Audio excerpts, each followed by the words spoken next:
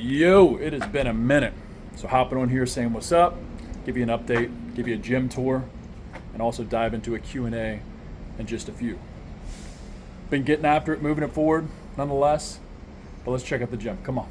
So been at this spot for a little over 3 years. Excuse the mess. I have some things getting sold and reorganized over the weekend, like that air bike's getting sold. But nonetheless, this place, probably 2-3 years ago when I posted some probably previous videos in the channel or on my Instagram, looked totally different.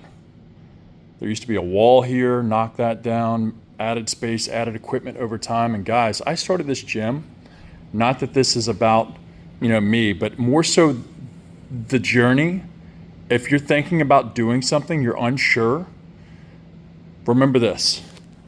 The path illuminates as you walk it. I once heard that from a mentor of mine, and it couldn't be more true.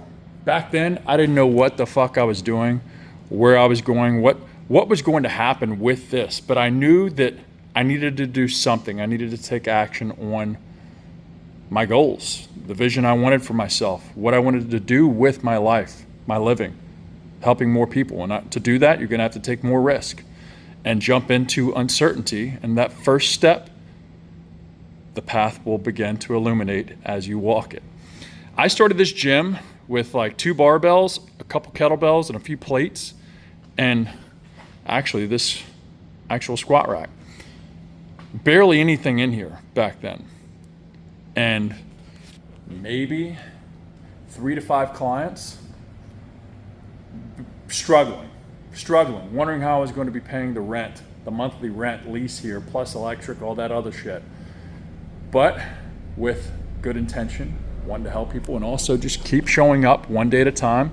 Were there days, are there still days where I question what the fuck I'm doing? Of course. But were there definitely days back then? Yes. Man, I wish I just had a 9 to 5 where I could show up and just get a paycheck and go home and check out, right? And some days maybe I still get a little jealous of that. But what actually clicked the other day, and I have moments. Every entrepreneur has moments. But the other day, me and my wife were in here. We were training, and before anybody else got in here, so it was just our gym for the moment. And I was like, "Damn, look at this spot, man. This is dope. What a great thing to have been able to build this place over time, through the uncertainty, through all the hurdles and struggles and the what ifs, to get to this point and to continue to keep going." To have a spot for us to be able to build and develop ourselves, but also just build something fucking cool that actually helps more than just us. I have damn near 50 clients coming through here now, that myself, and have 2 other coaches here with their clients that are able to level up their lives. It's just become a big machine or unit that has now created such a positive thing for the people that come through the doors. But nonetheless, truly happy with this. Also picked up these dumbbells. Super stoked about these. Picked them up this past week. Awesome find. Sometimes shit like this takes time. Got a good deal on them. Didn't want to blow both my nuts off trying to buy a brand new set, so picked up a nice marketplace find on those bad boys. Q&A time. So filming with my phone, wrote my questions from Instagram, the ones from about a week ago that I asked in my stories, that little questions box. So if you don't follow me on Instagram, give me a follow at gymflow_fitness, no W, GYMFLO, just like the profile. And give me a follow, drop me a line, say what's up. And I try and drop the questions box at least once or twice a week to get some value, try and help some motherfuckers move forward, take back control in their life. Question number 1. I've been eating a lot of protein every day, but the scale is still around the same for a week or 2. Having a protein goal is awesome. Like, that's number 1. Most men, women too, nowadays, with the age of information, know that protein is a good thing. If you want to build some lean muscle, if you want to recover better, if you just want to have a better frame, having a protein goal and making sure we're getting close to that goal each day is like step number 1. But because you're eating a lot of protein every day, what does that mean, And that's a question I ask a lot of people that, either reach out to me with questions about getting their shit together, or if we start working together is, yeah, I eat pretty clean. I've been eating some clean foods. I've been eating healthy. That's awesome. And that's a great intent. But if you don't know the numbers behind it, you're kind of just throwing spaghetti at the wall, hoping it sticks and hoping that we're moving a step forward and not stagnant or moving backwards. So a lot of protein, what is that? That's relative. I mean, my cat eats a lot of protein. You know what I'm saying? So getting an idea of how much protein will help answer some questions on how much you're eating, which will help determine why that scale is either the same or where you need to go to get what needs to be changed to get to where you want to go. So protein isn't going to be why you're not losing weight or why the scale's the same. It's more so your caloric budget each day. Most likely you're still eating the same amount of calories. If your goal is intended to drop weight, we need to lower the calories, but still have those macros, your proteins, your carbohydrates, your fats, dialed in to a certain nutritional target each day to make sure that what you see in the mirror, regardless of what you see on the scale, what you see in the mirror is changing to where you want to go. Because if you're married to the scale, men or women, it's going to be frustrating, and most likely it's not going to tell the true picture, because people can lose weight but still be soft and still be sort of skinny fat, for lack of better words. So yeah, what I would say is start by tracking your food. Download free apps like MyFitnessPal. There's a ton of other free ones out there. I use MyFitnessPal as well as all my clients. And the free version is going to work. And if you just start tracking what you eat throughout the day, you don't have to eat clean. You don't have to eat like me. You don't have to eat like any Tom, Dick, or Harry that's on social media, but you need to start tracking what the fuck's going into this hole in your face. And then once you do that, you get an idea of how much caloric energy is going in, to where you can then manipulate the numbers, adjust calories, your budget for the day, to get that scale trending down the way you want it to go. And obviously what you see in the mirror. Question number 2, been trying to drop weight. Got a lot of drop weight questions. Been trying to drop weight, but super hungry at night. What could I do to help? I hear this a lot. Man, I'm just hungry. I just like to eat. You know, nighttime is what gets me. It gets me too. We're all red-blooded. We all have that idle time at night for the most part, and you get hungrier. The food in the pantry starts whispering. It's like, yo, what's up? Holler at me. So you're not the only one. And if you're hearing this and this sounds like you too, if you are truly working in a structured nutrition and or meal plan to drop weight, and you're still hungry at night, that's a good thing. You got to reframe your mind, especially that feeling or emotion that you get like, fuck, I'm kind of hungry. You need to ask yourself, am I truly hungry or am I just bored? Like, for real, am I ravenous? Here's the litmus test. If you're that hungry, could you ask yourself this? Could you go and eat a piece of chicken breast, a cold piece of chicken breast that's cooked, obviously? Go eat a chicken breast out the fridge? If that's no, I don't know if I want that, then you're not hungry. Straight up.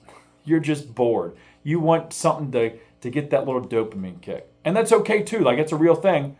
But you have to have awareness with yourself and ask this question: am I truly hungry or am I just fucking bored? I just want something to chew on.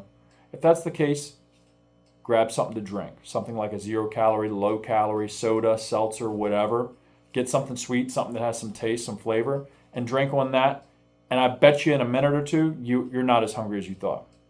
Also, the ultimate thing to remember is if you're hungry, it's probably fucking working. Fat loss. Your body's eating that fat storage instead of you eating calories. Remember that. If you're hungry, it's working. Question number 3. What time do you go to sleep? Why do you get up so early?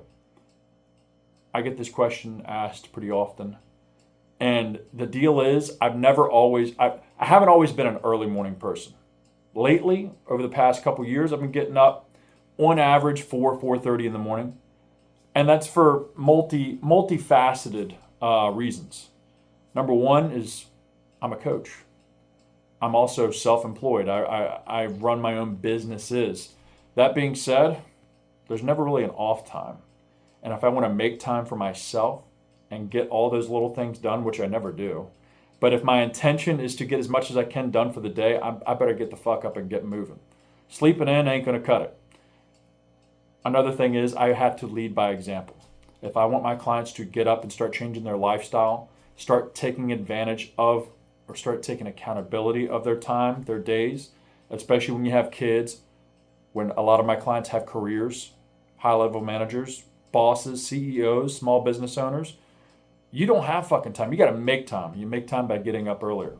So leading by example, walking the walk, talking the talk, and just winning the morning. That's what I post a lot in my stories is you got to get up, win the morning.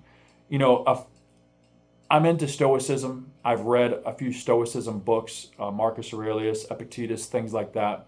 And Marcus Aurelius once said, "Is this what you're put on this earth to do?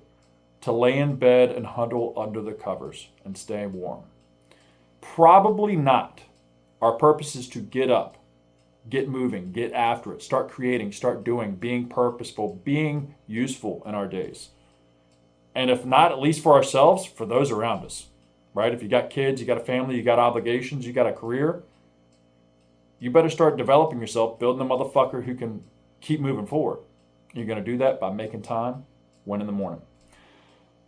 Also, ask yourself this. If you're fat or broke, what the fuck you doing sleeping in? Question number 4. I hear you talking about food tracking. How much do you eat? I answered this in my stories just briefly. But currently, I weigh about 185, 188 pounds. I'd say upwards of 188 right now.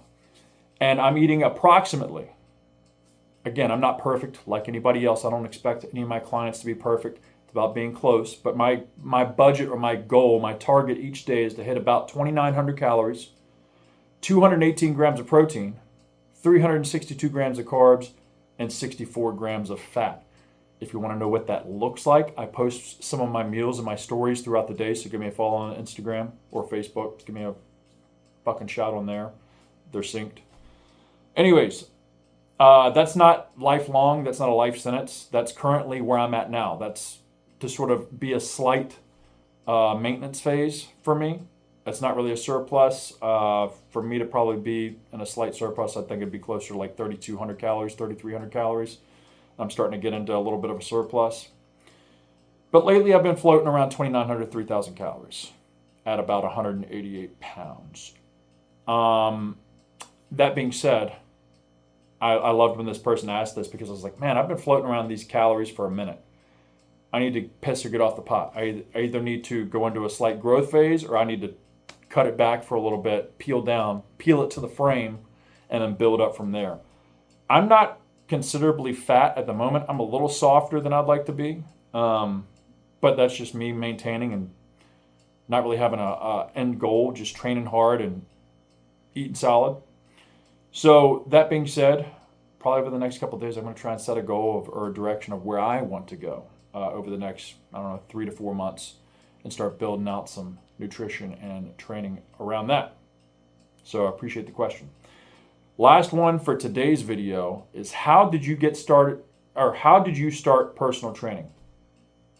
I don't want to make this video too motherfucking long, but there is a slight cool twist on how I got into training. And for those of you that don't know, I was in a really bad car wreck in 2010. Nearly lost my life. I should have lost my life. The way I was living, thinking I was 10 foot tall, bulletproof, living a rock star lifestyle. Ran off the road, flipped, broke my shit up. Broke both my legs from the knees down, ruptured my intestines, was in the hospital for 6 weeks, and then was moved to a rehab center to where I had to learn how to walk again and do all the daily things that we take for granted. Getting yourself on and off the toilet, getting yourself in and out of bed, putting clothes on, shit like that. I had to relearn all that stuff. It's crazy what you lose after sitting in a bed for a couple months. Literally, you forget how to use your legs. It's pretty sad. But after getting out of that rehab center, I got a job at a local gym at a front desk position, and that came with a free gym membership. And that's where sort of my love, the seed for training was planted in that rehab center, because every day physical therapy would drag my ass down to the gym and make me do some simple basic stuff in my wheelchair. I was doing curls and dips in the parallel bars and overhead extensions, shit like that. Lightweight. Sometimes I was just curling Gatorade bottles because that's how weak I was. It was like 115, 118 pounds. Withered away to nothing. Fast forward, get that front desk job. Was there for maybe a year and wasn't making any money though. So ended up having to get like a different job. But I loved the gym. I continued to follow that itch or that feeling that I was getting of building, developing myself.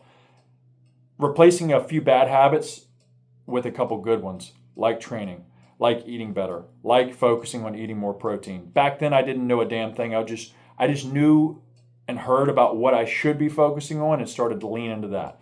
And I knew how much that was making me feel and how much that was turning my confidence around, my self-talk, and the strength I was gaining from it. I was like, damn, like, this is awesome. If you never fucking trained, which I'm sure many of you watch me, you probably train or work out, but you all know if you've been through that newbie phase, like you're like, holy shit, this is a whole new world. It's like your eyes have been opened up. Got a job, couple regular jobs, odds and ends for a couple years, and then things were slowing down with that, and I knew I needed to make a switch again. And I was like, all right, well, what do I want to do? Over the few years, I've been building myself, training hard, eating better and better, learning more and more around people that I was hanging with and lifting with. It's like, fuck it, let me be a personal trainer. So I reached out to the local Gold's Gym, and they had a personal training company in there. And I reached out to the manager. I was like, I want to be a personal trainer, but I'm not certified. And I'm sure many guys reach out to him like that. And they're like, oh, this guy isn't serious if he isn't certified. We'll see. But guy had said he had been watching me for some time, and it looked like I knew what I was doing. So he gave me a shot. He said, hey, we'll bring you on. If you can get certified in 90 days, make it through that period, we'll bring you on full time. Gave me a shot, started training people, interning per se, and the next thing you know, I get certified, bam, job offer, I'm rocking and rolling. I hit the ground running. And for me, in my journey, that was probably the best way to go about it for me because I didn't know dick about personal training. I knew how to train myself and give some suggestions and recommendations to family members and whatnot, but the physical, like personal training, the physical side of it, like lifting the weights, focusing on certain things and imbalances and whatever, strengthening areas, that's actually the easier part. What I learned quickly training people is the mindset. That's the hardest part of it all when it comes to definitely personal training and or what I do now is like full-time coaching online and in person still. But the mindset is the biggest training or coaching aspect of this whole thing. If your mindset's weak or if it's not right, it's not aligned with what your goals are, who you want to look like, how you want to show up, and what you want to start living like, what certain standards you want to hold with yourself, it's going to be hard to make progress and or have it stick for anybody unless their mindset is fucking dialed in and built, cultivated with the body. You can't really have one without the other. It's going to be very difficult to do. Anyways, learned quickly through that couple years that I worked with that coaching company and realized I was barely making any money with them and they were making a shit ton of money off of me, which wasn't a bad thing. I learned a lot through that time period. It was a stepping stone for sure. But I ended up taking the leap and leaving that job and doing it on my own. And it was actually a friend of mine who was a previous client. He kind of nudged me and was like, yo, you could be doing this shit on your own. Like, what are you doing, man? And he was a self-employed guy himself. He was like, dude, you should have been gone, man. You could be crushing. And took the leap. It wasn't an easy leap at all. It was actually a big stretch because I really didn't have clients lined up outside of leaving that company. They were feeding me clients. I didn't have to do any selling. I just had to show up, coach, and was almost every day I showed up, I had new clients. It was awesome. If I was making more money, but I was barely making, I think I was making $18 an hour. Wasn't anything to write home about. I was broke. And took the leap and got into training on my own, coaching. And I think to not dive too much deeper into this, for anybody that's asking a question like this, I assume that you're probably interested in coaching yourself or maybe looking into personal training. I would say if you haven't ever coached before, trying to find a company that you could work for like 6 months, a year. Don't tell them that, obviously. But get your foot in the door, start to learn the back end, how to structure things, how to be organized with clients and coaching and programs. And it'll be all under their dime. They'll certify you in everything, for the most part. At least mine did. And once you learn and get the hang of it, get a couple clients, you get some good word of mouth, get some transformations going, get some progress made, then take the leap on your own. And then you've had like a little foundation built and people believe in you. They trust you because you've been working with them. Word of mouth starting to spread. Oh, I work with so-and-so. I work with Austin. Holler at him. And that's how I was sort of able to spread my wings and start doing it on my own as efficiently as I have been and being able to maintain it as well. Word of mouth is everything. Integrity is everything. Getting results is everything. So if you don't have any results or transformations or clientele yet, I wouldn't say just quit your day job and go all in on it. It's something you're probably going to have to do on the side or in the evening. I actually have a coach at my gym now that she works a full-time gig during the day. And in the early mornings and late in the evenings, she's coaching people outside of that and eventually wants to probably spread her wings and start to focus on it full-time as well. But for me, even back when I was coaching with that company, I wasn't making much money. So in the middle of the day and my gaps, like I had a 3 or 4 hour gap some days in the middle of the day, I would go work another job to bring in some extra money because it's very difficult at first. There's going to be a point in time where you're going to be stretched. And that's with anything, right? Growth in any aspect of your life is going to come through a stretch. It's going to stretch your comfort level. It's going to stretch your timeline. It's going to stretch your wallet, most likely. Growth comes through a stretch. It's growing pains for a reason. But it's definitely possible. And if it's something that is speaking to you in your chest and you know it has helped you in your life a ton, there are many people out there that still need help. Tons of people that don't know where to go, don't know where to start. And if you've done it for yourself in your own life, if you have the proof, take the step. But I would highly suggest don't just burn the ships behind you. I mean, you can do that for sure. It's not impossible, but I would recommend finding a company and or a mentor that could help build up the back end of it. Because training's cool and all, but there's a lot of cost and overhead that can go into it quickly if you don't have all your ducks in a row or don't have a plan. If you're just like, oh, I'm going to start training people. There's a lot of competition out there, a lot of trainers out there, and you're going to fall into that bucket real quick of who's cheaper. You don't want to do that. That's the quickest way to go broke and go to the bottom. Anyways, if you've lasted this long, I appreciate you hopping on and checking out this Q&A video. I'm going to do some more like I said, I drop these question boxes in my Instagram story once or twice a week at minimum. If you want to ask me some questions, drop me a line, say what's up, give me a follow, check in, and holler at me. Let's keep moving forward. I'll see you on the next one.